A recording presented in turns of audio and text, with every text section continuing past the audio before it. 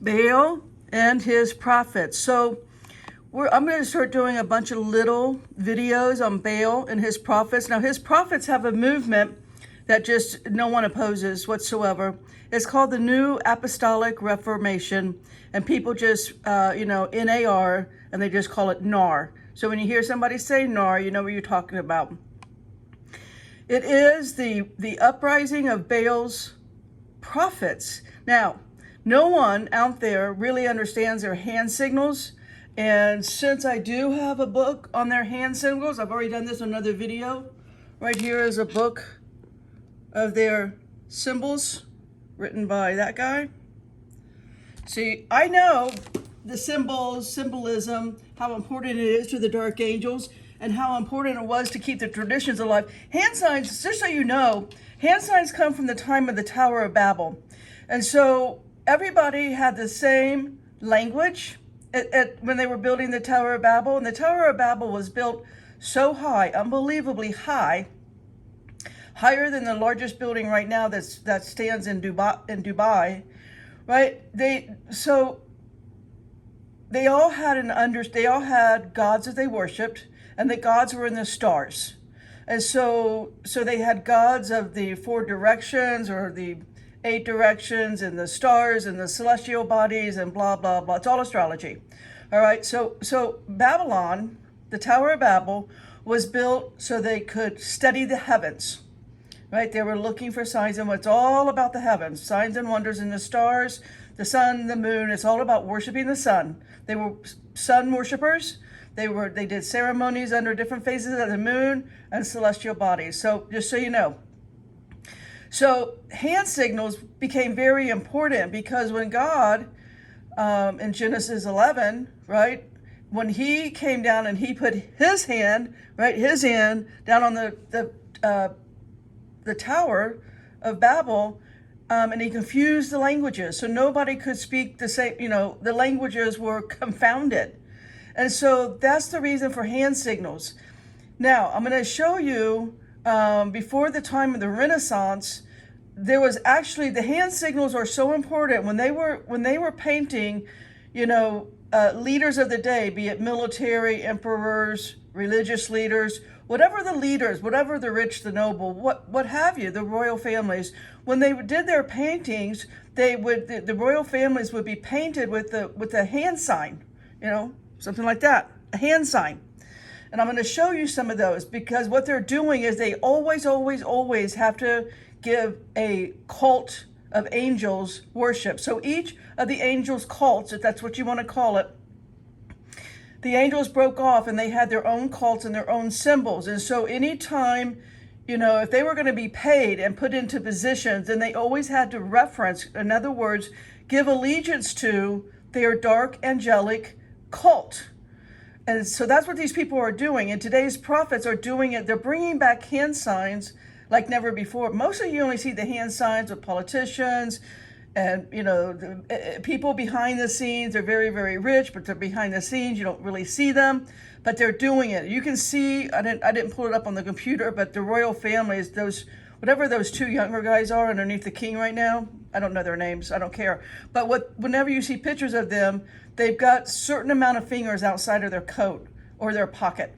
And so back in the day, literally, painters were hired to only focus on the hands. The hands became so important in art that people were paid more money to paint the hands on other people's art. In other words, you had a guy that was really good with the face and the body, but he wasn't perfecting the hands. He wasn't paying enough attention to the hands. And so you would have people that were paid only to focus on really not just hands, but really fingers. It became really super important that you got the finger, whatever signal. This is a big signal right here, whatever. I'm going to show you some of that. All right. So the Baal's prophets are using it big time. Let me see right here. This is one of Baal's prophets. His name is Hank Kuhneman, right there. See that? I pulled up. Can you see that? Hank Kuhneman twists scriptures. God hates you for calling out false prophets. This guy is just a You know, I heard one guy describe him as a mob boss. Or what did he say? Casino mob boss. That's what this, he's a city slicker for sure. Now, I don't have the volume on very loud. I want you to pay attention to hand signals. I'm going to point out hand signals. God hates what? He didn't say he hates discord. He hates he. He's going to give you two hand signals. He's hates right there, you. right there. Number one finger, right there. Being a troll. Doesn't matter if it's pointed towards you or up or down. It's the one finger. I'm going to show you what it means. And sisters. Now he's going to give you another one. Yeah, he's going to come at you with this now. They're wrong. He's got two cults. How do you he's know? Paying allegiance to. Two. Because it hasn't come to pass. Watch. How do you know? There you go. Right there it is. First of all, if you don't know their symbolism, see that? You see that? That clear. Second Let's of all, back that up. he was given a second term. He wasn't given a second term. Where did he go here? He was given watch a him, second term. Watch him put up the two hands. Based on re-election. Two hands. Watch this. Doubling down. Serving it now. He's doubling down. There you go. Doubling down. By this guy is wicked. Evil stuff. The problem with so many that's another prophet. We'll is... do it with him later, but he's doing a hand signal right there. Doing a hand signal right there. Let's stop there. And let's go to... Nope. Okay, right here. This painter made a fortune for figuring out this hand right here. This is one of the first ones. First they did the angelic portraits like that. Remember this, the little cherubim? They called them cherubim. That's nowhere near what a cherubim is like. Ezekiel will give you a description of what a cherubim is. It's one of the highest rank. Seraphim is number 1. Cherubim is number 2. It's God's throne. All right, so this has a meaning. That's what Hank Kuhneman was just doing. Right? That has a huge meaning. Now, this book that I showed you, it has all Bible references. So at the bottom of the book, the references are all to Bible verses. So I'm not coming up. I mean, it is showing you the angel religion. Angels' religions were Vedic and Hindu and Chinese and Taoist and blah, blah, blah. Okay, all of this hand symbols, they're 6,000 years old. So you got something that powerful, that old, that activated. I'm just going to go through here. I think I turned off the volume. There we go. And I'm just going to show you art of hands. Let's just play this. We'll pull it. So right here we have, I'm just going to stop on the hands. You see right there? All of them are going to great lengths to show you their mudras. They've got all kinds of names for them. But their activation, first of all, they're pledging allegiance to your angelic cult. You're recognizing, right? There's information being passed around. Look at their hands. See this? There's information being passed around right here. Now this right here is very specific. And again, I showed you in another video that I don't think is uploaded yet. I mean, it takes forever for these things to upload. This woman's giving you, she's telling you about her spiritual convictions, not her religion. This one is all about silence, don't tell. I won't tell, you won't tell. They're going to some type of cult ritual here. Let's see if I can move this. That has meaning. Watch, you'll see pastors with their hands folded in front of them with this right here. This means something.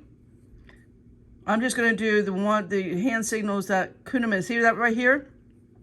A ton of art where these two fingers are together and then there's separation. All of that has meaning. And if we don't understand that, if we don't bring this back and understand what's going on in the church today with all these hand signals, are some people using their hands and not knowing what they're doing? Sure. Okay, fine.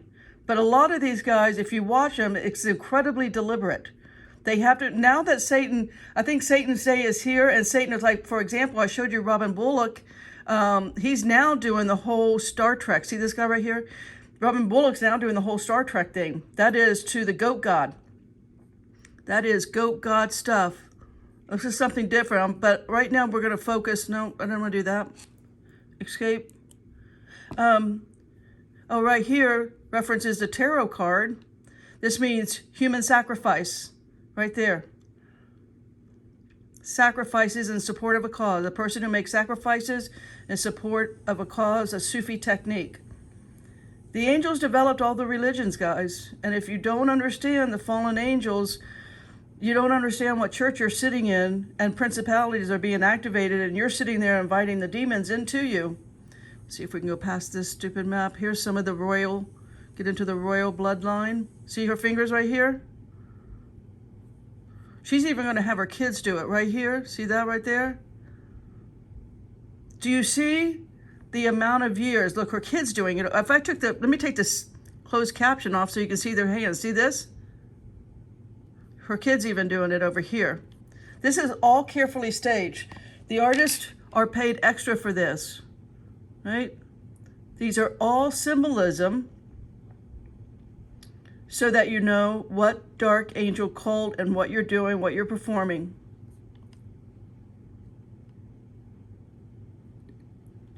There we go. All right, so now I'm going to read to you.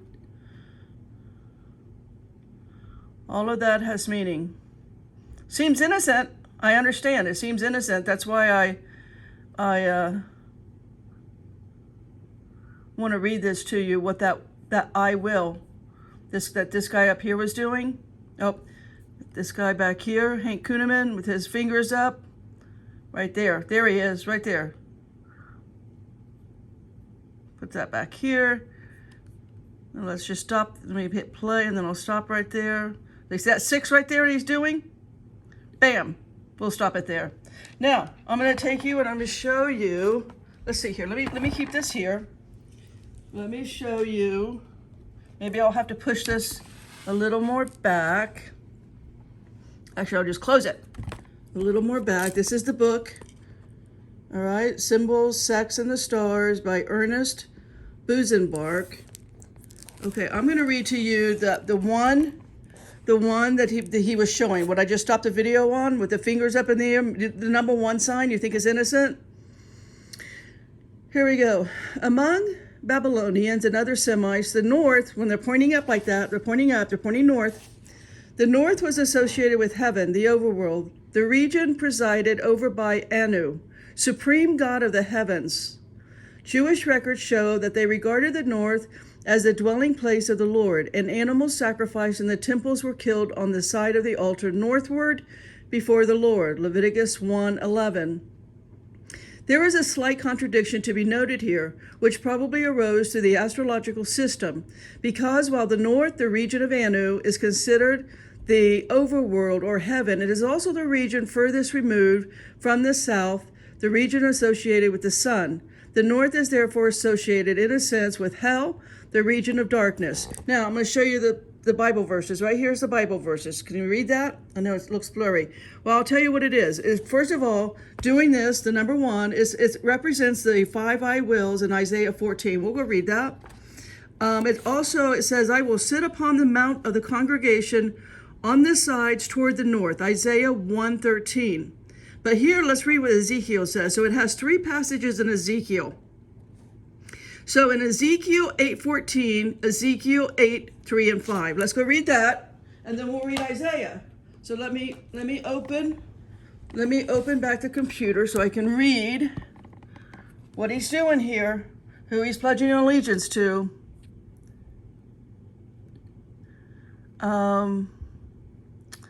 Let's go to, do I have it?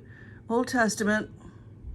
All right, so let's go to Ezekiel. You can see I'm reading from the King James Bible. Ezekiel, and it says 8, right here. It says 3, 5, and 14. So let's read there. You see it? And he put forth the form of a hand, and took me by a lock of my head. And the Spirit lifted me up between the earth and the heaven, and brought me in the visions of God to Jerusalem, the door of the inner gate that looketh toward the north, where was the seat of the image of jealousy, which provoketh to jealousy. And behold, the glory of God of Israel was there, according to the vision that I saw in the plain. Then he said unto me, Son of man, lift up thine eyes now the way toward the north. So I lifted up my eyes the way toward the north, and behold, northward at the gate of the altar, this image of jealousy in the entry. And then it referenced Ezekiel 8:14. Let's read that. Then he brought me to the door of the gate of the Lord's house, which was toward the north. And behold, there sat the woman weeping for Tammuz. And then there's Isaiah. It said Isaiah 1:13.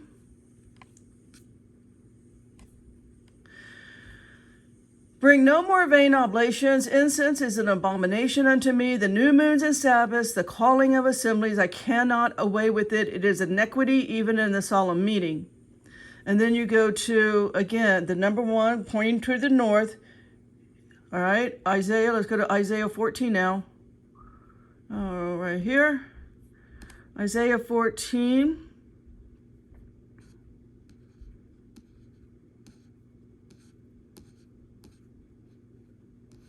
I forgot what.